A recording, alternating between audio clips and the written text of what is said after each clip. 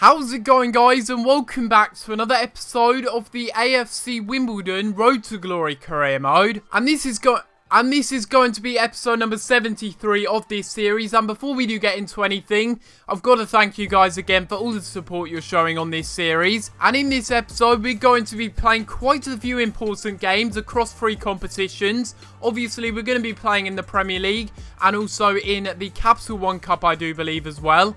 But it doesn't matter about those other games because we're going to be having our biggest European test so far. We're going to be coming up against Porto in the group stage. But before we do anything, I am going to go ahead into my youth academy and I'm going to be promoting 2 players from it. We have Joe Roberts here, who looks like a very, very good centre-back. I feel like I want to play him in a few games as well this season. And we do have a game coming up against Bristol City very soon, which I'm hoping to play him in. So again, I will offer this guy a contract. Hopefully he does accept it. And the same goes for this guy as well. He may not really get too much game time and I may end up loaning him out. But I feel like it's good to get these players into the side and help them develop and grow a little bit faster. And we have also had 2 contract offers accepted as well. One for Joe Roberts, who doesn't have a potential status. Again, that is a little bit weird, so I might have to loan glitch him. The good thing about this guy, which, I mean, is just perfect. He's got 5-star weak foot, low high work rates, absolutely perfect. And he's also 6'2" as well. And we also have this guy, Reece Asai Samuel. I'm hoping that he has some good skill moves and weak foot, but we'll wait and see. Yes, there we go. 4-star skills once again. We have a lot of skillful wingers in this side. And again, he's got pretty decent work rates. He can also play on the left as well if needs be. And he's 6 foot, so I think he's going to be a good player. We'll probably have to loan him out in January though. And now we are going into the first game of the episode. This one will be against Watford. And we are changing a few things around because Maddison has picked up too many yellow cards. He's going to be suspended for this game. And as a result of that, we are playing Orsic in behind Solanke. And we're also giving Maitland-Niles a chance in the side again. And this game is going to be a pretty big one. And Watford's side, I don't think they've made any changes, which is exactly why I've skipped it. Because it's almost pointless showing you their team. You'll be able to see it in game. And you'll be able to see it on the bottom now, actually. And looking at their team, they literally haven't made a single change. They might have brought a few players back from loan. They might have signed 1 or 2 players, but it's just the same side. And it's just getting a bit repetitive, really. I just don't understand why the AI don't make signings. And it is going to be Orsic once again, trying to come inside here and maybe have a shot. And it's just wide of that post. He probably should have put that one on target. But it is now a header that's been won. And again, we're going to play this one off to Orsic. He's done really well. And what a block that is by Layoun. And again, we intercept here with Horgan. We can take it forward. And we're going to give this one up here to Solanke. And we'll keep running with it. Yep, that slide challenge was useless. So was that one. And we'll keep on running and have a shot. And Solanke is just unstoppable. And again, he gets himself another goal. Not as good as the one in the last episode, though, where he weaved in and out of the defenders. He just made them look like absolute statues. He really did. They were sliding in all over the place. And the finish is just perfect. Aurelio Gomez is not really doing too well getting back. And we've got this one forward. And we could have a shot, maybe. Why don't we just go for it? Please. Oh, no way. It's hit the post. How unlucky is that from Orsic? Or maybe he meant to do that, to be honest. I wouldn't be surprised if he tried that. The post king trying to go for the post, and he does hit it. And there we go. Once again, we get another narrow victory. We end up winning at Vicarage Road 1-0. And it's a very good win. Again, I'm still a bit disappointed that we're not winning by more goals and more convincing margins. But we're still winning games. And that's all that matters at the end of the day. And again, we are going to be having some player training. Hopefully, in this session, we do get some growth again. And we will wait and see. Again, Roberts is just growing crazily quickly. I mean, he's up to a 64 now. Oh, would you look at that? We've got an international management offer from England. We are still in contention to possibly renew our contract with Portugal. But sod Portugal, we're just going to go with England because that's going to really help us. That's going to give us full scout reports as well on all English players, and that could be very useful in this series. And after I accepted that international management offer, Jesus Christ, look who I found in the national pool. We've got this guy here, Will Davis. And oh my god, does he look incredible. I mean, his physical stats are all in the dark green except for jumping. And you look at, I mean, his defending stats, his crossing is 93. Oh my god, I think we found a bit of a gem here. I'm definitely going to try and sign this guy in January. EA, you got something to explain this? I mean, what is this? This is a disgrace. We've got a game against Porto, and then a day later, or 2 days later, sorry, we have a game against Liverpool, and then 3 days later, we have a game against Bristol City. I mean, I don't know how we're going to deal with this fitness-wise. We're going to have to pull off some sort of miracle. Before we get into the next game, which will be against FC Porto, we're going to be taking a little look at the Europa League group stage. And we've made a perfect start to this Europa League group stage, winning our first 2 opening games. And if we do go ahead and win this game against Porto, I think it's fair to say that we are going to advance. Whether that be first or second still remains to be seen. But this will be the side that we're going with for this game against Porto. It's a very, very strong lineup. I am certainly not underestimating Porto whatsoever. They have a lot of very good young players and a lot of current good players as well. They've obviously got like Ruben Neves, Brahimi on that left wing position. And I reckon we're going to see a few of those players in the starting lineup in this game. I am very scared going into this game. They've still got Mbula, who's currently playing for Stoke now. They've also got Diego Reyes, a very good young centre-back. They've got Andre. He is quality in this midfield. And Abubakar is also up front in this game. I am literally crapping myself for this game. If we can get a good start early on here, I think we could get something good going. I'll tell you, the most annoying thing about this game is that they keep shouting, Porto, Porto. And that's all I can hear. That's literally all I can hear right now. Just the chants are really starting to piss me off. Maybe that was the whole point. The chants are meant to try and distract me from my actual objective of trying to beat Porto here. And that's probably going to succeed if they end up scoring. It's going to be Corona having a shot. And a good save there by Sears at the near post. Let's see if we can counter at pace. We're going to play this forward. And look at all the space that we have here for Yukonen.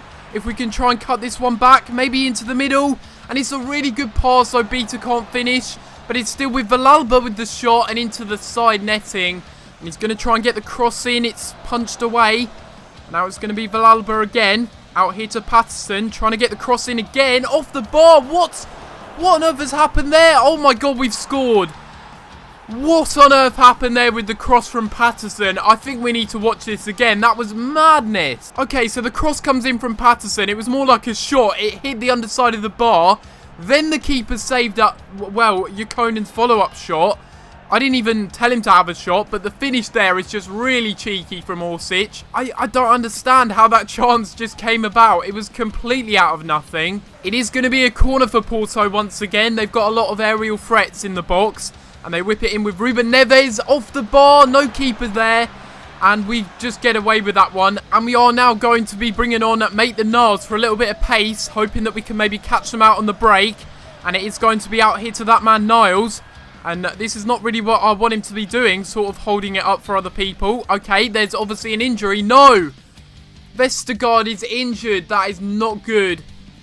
Well, we're going to have to bring on Hoban then. That is not good by the looks of things. He was down injured. I didn't even realise. And hopefully he's not going to be out for too long. That's all I've got to hope for, really. We're going to play this one forward. A really good pass up here to Yukonen, who's going to try and switch the play to Maitland-Niles. It's not a good touch, but it is a very good second touch because he puts it into the back of the net. Makes it 2-0. And that's exactly what I wanted him to do. Just come off the bench, score a goal, and wrap up the result. It's now going to be Andre. Passing it to Jose Angel. A bit of space opened up by the player that's gone down to ground. And a good shot. What a save by Sears. Wow, that is some save. And again, he's kept us in so many games since we've signed him. They still have a corner though, and they've got 10 minutes to engineer a comeback. If they can score from this, that would really help. And another fantastic save by Sears. And there we have it. We end up winning this game 2-0. And I'm very, very impressed with this performance. We played so well defensively. And especially Sears. He made a couple of world-class saves. But a 2-0 win makes it pretty much certain that we're going to go through to the next round. And we really did play well in that game. I'm just hopeful the Vestergaard isn't out for that long. That injury looked really serious. 3 months. 3 months he's going to be injured for. Oh, that just really sucks. I mean, he has literally been the reason why our defence has been so solid. He's been fantastic. And with that news of him being injured, we might be susceptible to conceding a few more goals now. And literally, we now have a game that's 2 days after that Europa League victory. And it will be against Liverpool. And with Vestergaard going down for 3 months, which really does suck, we're going to be having to give Hoban more first team opportunities. I'm saying that like that's a bad thing. He's still 76 rated. We'll have to wait and see in this game how he does play. And going into this game, we're missing Vestergaard at the back. Will that mean that we're not going to be the best defensive team soon? We've only conceded 2 goals, which is just absolutely crazy. Now it's going to be up here to Adam Armstrong. We're going to play this one out wide to Gabriel Miranda. He's going to try and play this one up to Adam Armstrong again, going for a shot. And what a goal that is by Adam Armstrong to start off the game. A fantastic goal. That is exactly how you want to start off the game. An absolutely perfect start. Miranda really providing all the work for Adam Armstrong. But I have to say, he had a lot of work to do to finish that one off. It's a really, really good finish. And I have to say, I think it's fair to say that, yeah, Liverpool are missing Mignolet in that situation. What a save by Sears. Oh my God, another save, a double save. I really didn't expect that to come in. It's still Balotelli on the ball. Can he get something from this? Poor defending. And already Liverpool have equalised. That's completely my fault. Is that my bad defending or is that us missing Vestergaard? I'm not too sure, but still, I guess we will have to find out as the games go by. But it is going to be inside here to Solanke. We're going to go for a shot again. A good save by Ward, though. And inside again. And once more, up here to a City, who's turned his man and had a shot off the top of the bar. That would have been some goal by a City. And now it is going to be a corner for Liverpool once more. They whip this one into the middle. Sears should deal with that. Oh my God. Don't tell me that's Lovren. It's fucking Lovren. Oh my God. It's Lovren again that scored against me. And they've completely caught out Sears there. I didn't even bring him out.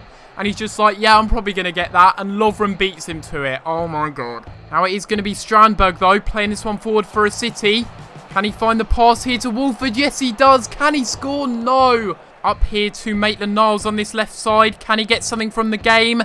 It's going to be him cutting inside. He'll go all the way and have a shot. And a good save again. Win it back. Solanke's offside. Oh, my God. Oh, we've got a good opportunity here for Jack Watford. He goes for a shot. And Ashley Cole's regen does level up the game. And thank God that we scored that goal because that is just completely deserved. And it's all Maitland-Niles that creates the space for Jack Watford to run into on the overlap. And it is a really good finish at the near post, but I have to tell you, it's more than we deserve. Oh, man, that could have been a lot worse, that game, but we only end up coming away with a point. That's what it feels like. We've dropped 2 points in this game.